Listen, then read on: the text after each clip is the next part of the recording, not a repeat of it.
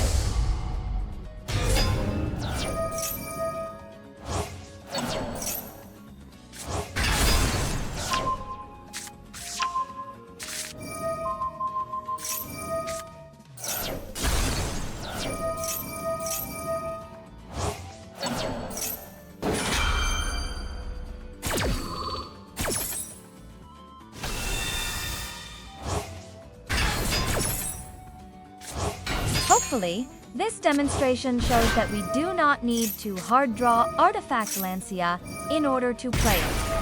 Here's another sample duel to briefly showcase Artifact Alga setup.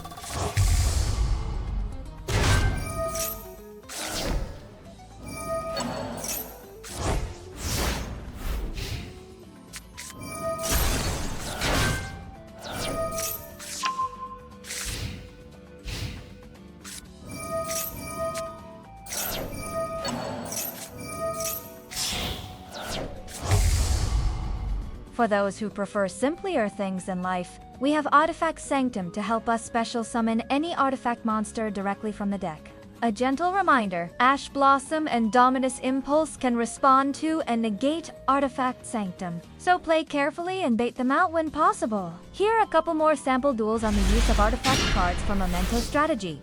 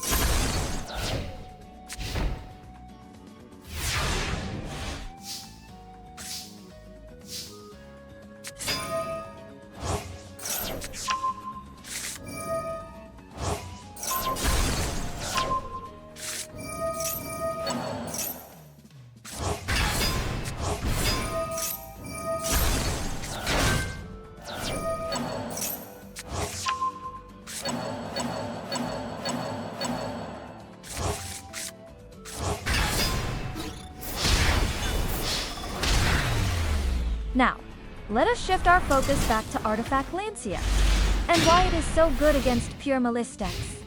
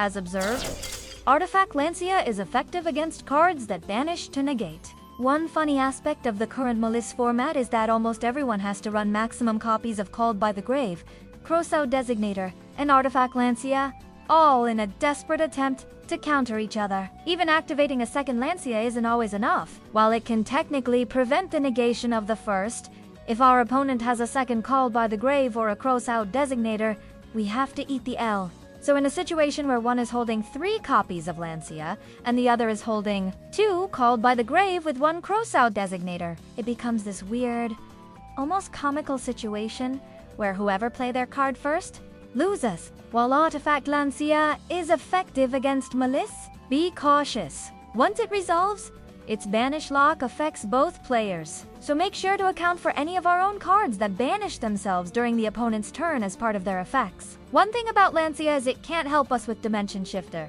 since Lancia only prevents banishment during the opponent's turn. It's completely ineffective during our own turn. That brings us to my personal favorite against Maliss, Chaos Hunter. Not only does she shut down all our opponent's banished shenanigans without interfering with our own, but her discard cost can sometimes synergize beautifully with Memento, graveyard-focused strategies. Isn't that great? Also, Chaos Hunter serves well as a backup in case Lancia failed to resolve. Although Maliss can handle a lone Chaos Hunter, we can play it smart.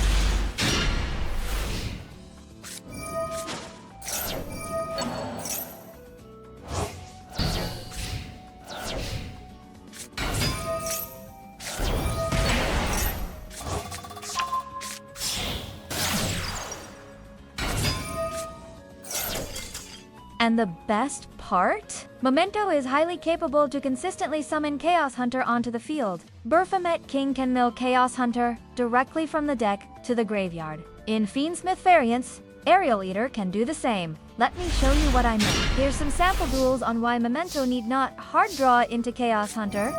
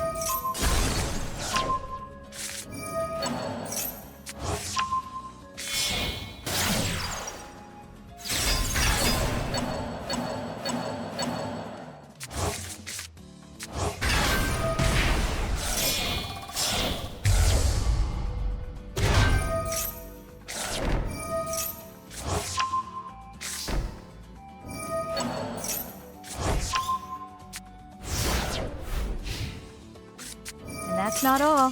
For those who haven't seen my videos on Memento strategies, here's another sample duel on why Memento need not hard draw into Chaos Hunter.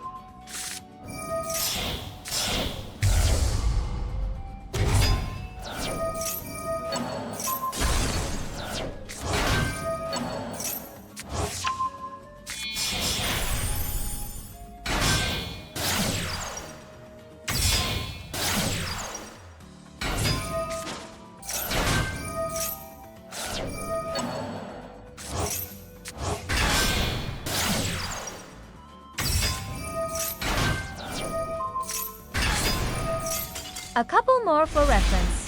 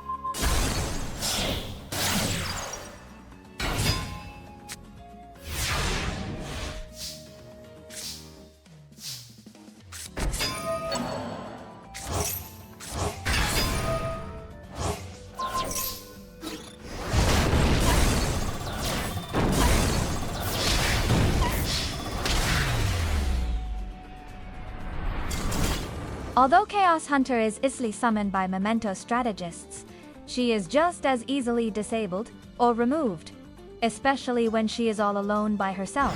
Therefore, protective guardians or fail-safe measures is recommended. Here are some duels to showcase what I meant.